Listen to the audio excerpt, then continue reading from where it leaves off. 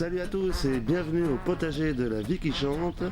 J'espère que vous allez bien et que ça s'active au jardin.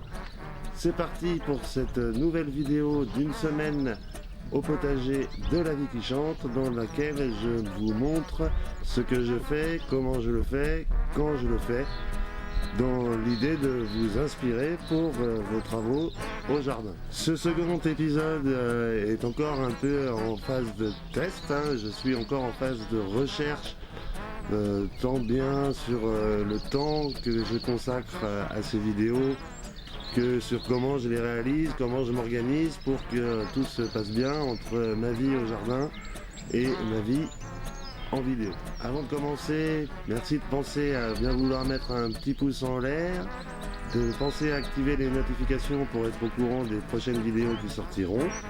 Et puis si vous avez des questions, des commentaires, des remarques, des critiques constructives de préférence, eh bien n'hésitez pas à me les mettre en commentaire, parce que le format, comme je tiens à ce qu'il reste assez court, je passe finalement assez peu de temps sur chaque sujet.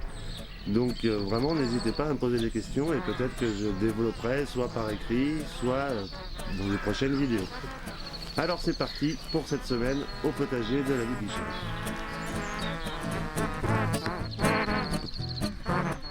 Pour faire mes mottes, je prépare un mélange de terreau à semis que je dois humidifier. Pour ça, je mets un bon arrosoir et après je rajoute 2-3 litres, c'est un peu selon si le terreau a un peu séché ou s'il est humide dans le sac. L'idée étant qu'il soit suffisamment humidifié pour tenir en motte pressée. Bon, là j'ai eu un petit souci d'organisation, j'avais plus de caisse de libre pour mettre mes nouvelles mottes, donc il a fallu que je prenne un moment pour mettre tous mes plants de salade en barquette pour être sûr d'avoir bien 12 plants de salade par barquette, parce que pour les vendre il ne s'agirait pas qu'il n'y en ait que 8 ou 10, des fois il y a des problèmes de levée, c'est pour ça que je préfère faire mes semis dans des grandes caisses comme ça et après je suis sûr de la quantité que je mets dans mes barquettes. Alors ça prend quand même un peu de temps de faire tout ça, faut être assez délicat et faire attention que les mottes soient pas trop gorgées d'eau parce que sinon après c'est difficile, elles ont tendance à s'écraser quand on les attrape. Donc voilà, petit point de détail auquel il faut faire attention. Une fois que ça c'est fait, qu'on a récupéré quelques caisses, c'est parti pour faire les mottes à l'emporte-pièce. Donc là c'est quand même une grosse moteuse, il en existe des plus petites. Là j'arrive à faire 20 mottes d'un coup. Et au final, avec un sac de terreau, je fais environ 600 plants, entre 600 et 650 mottes. Donc c'est quand même drôlement efficace, il faut à peine une heure pour les faire, donc c'est un investissement bien rentable. Je vous en dis pas plus sur comment fonctionne un peu la culture en motte, j'ai déjà fait une vidéo, je vous mets le lien en haut de l'écran. Maintenant j'ai fait toutes mes mottes, j'ai aussi rempli quelques godets et puis donc il me reste plus qu'à entamer de faire mes semis de fleurs. Là cette fois-ci j'ai semé des zinnias, des marguerites, plusieurs variétés de chaque, des reines marguerites, des grandes, des petites, pareil pour les zinnias. Et puis j'ai semé ma troisième tournée de choux-fleurs, choux romanesco et choux brocoli. Une graine par trou, recouvrir, tasser, arroser et le job est fait.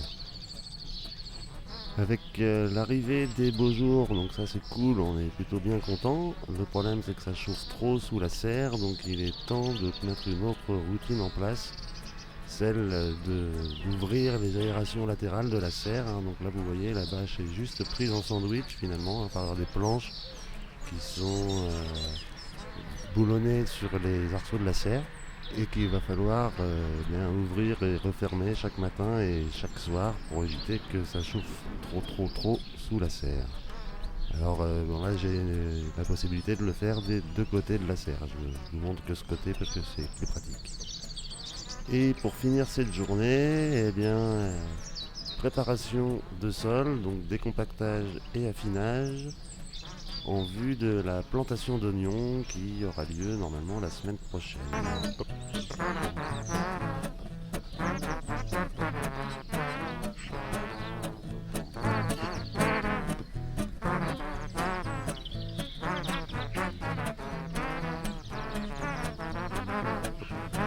Mardi, la journée a été un petit peu décousue.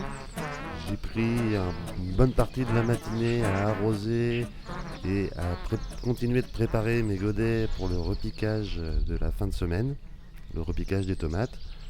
L'après-midi, il a fallu que je m'occupe d'aller entretenir le jardin des voisins qui sont absents en ce moment, donc il a fallu que je fasse la tonte et le débroussaillage.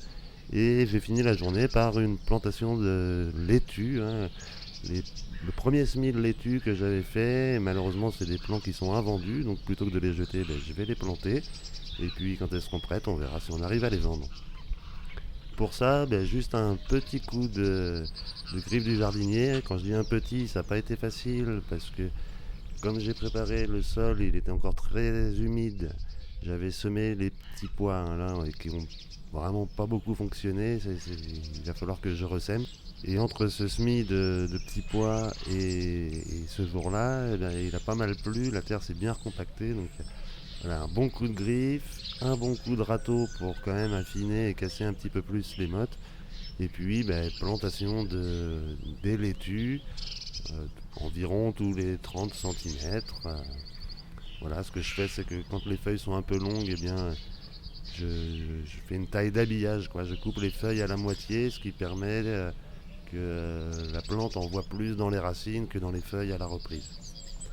Et puis voilà, après recouvrir le soir, après avoir fait quand même un bon arrosage avant d'aller se coucher.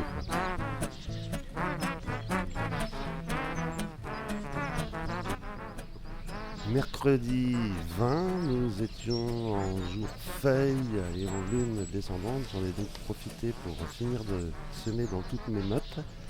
J'ai semé toutes sortes de salades, feuilles de chêne rouges, vertes, laitue merveille des 4 saisons, laitue Batavia, la croquante.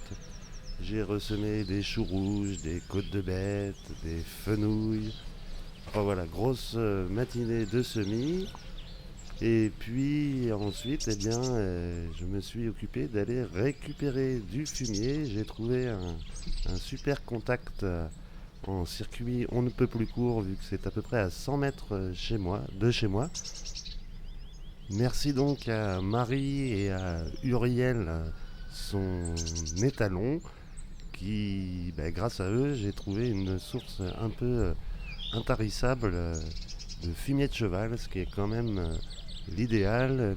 Le fumier de cheval, contrairement à la vache, le cheval digère les graines, ce qui permet d'éviter d'ensemencer son potager avec toujours plus de mauvaises graines, quoi.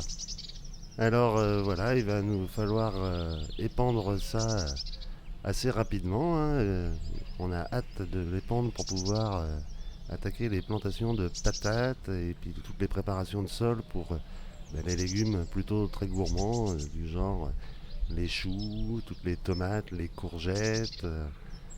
Enfin voilà, je pense pas en avoir assez. Certainement, il faudra que je refasse un tour, mais ce sera au fur et à mesure, mais en même temps, c'est peut-être pas plus mal. Ça permettra d'éviter d'avoir un fumier qui se lessive. D'ailleurs, c'est pour ça qu'en attendant de l'épandre, je recouvre mon fumier pour éviter, si jamais il pleut, éviter de détériorer cette précieuse matière première. Donc voilà, ça devrait encore une fois plutôt bien pousser cette année au potager grâce à l'excellent fumier d'Uriel.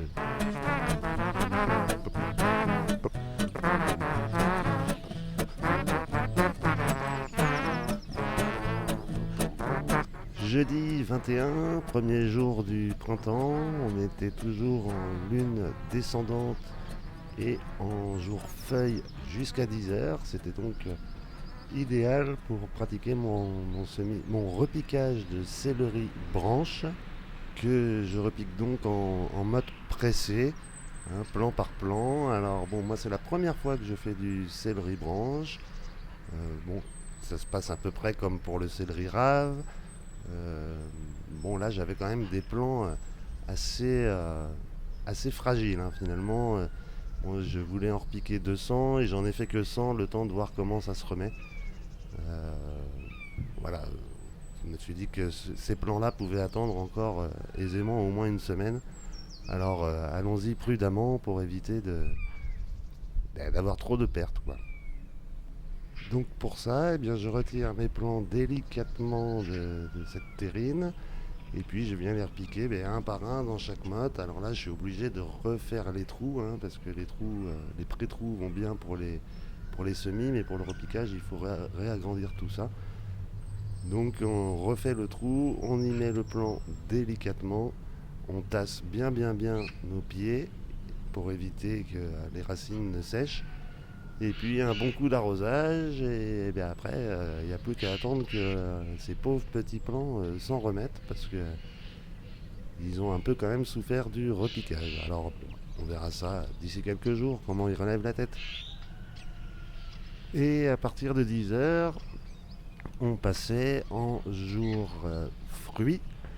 Donc c'était le grand jour de la grosse session de repiquage de toutes les variétés de tomates, hein. Il y en a une dizaine, que ce soit de la cœur de bœuf, de la potiron écarlate, de la orange berry, de la Saint-Pierre et de la marmande, puisque les clients me demandent un peu de tomates précoces. Donc la même opération, hein, finalement que pour le céleri branche. D'abord faire les trous, pour ça j'utilise encore un outil de professionnel, c'est-à-dire un marqueur. Je fais tous mes trous et puis je viens après retirer mes tomates délicatement de leur terrine. Alors normalement je les répique un peu plus jeunes que ça, mais bon là j'ai attendu, j'ai patienté que la lune soit complètement favorable et normalement du coup tout devrait bien se passer. Je viens ensuite déposer plan par plan, godet par godet, tous mes plants de tomates. Ensuite, je vais venir retasser la terre au pied de chaque plant de tomate, hein. Toujours le but du jeu, c'est d'éviter que les racines restent trop longtemps à l'air. Donc c'est une opération que j'essaie de faire le plus rapidement possible, hein. Sitôt enlevé de la terrine, tout de suite mis en terre, tassé. Et un arrosage abondant pour finir l'opération. Certains font tremper les godets et les imbibes d'eau avant de faire le repiquage, ce qui permet d'éviter un choc de température quand on arrose avec l'eau.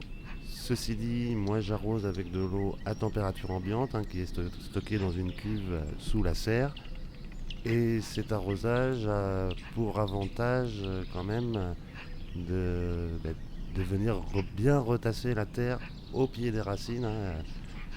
L'eau va ruisseler jusqu'au fond du godet et va aider le terreau à bien se reboucher autour des racines, ce qui pour moi est une étape quand même importante, vraiment que les plants ne manquent pas d'eau, ne souffrent pas de trop d'air, bref que toutes les conditions soient réunies pour une bonne reprise.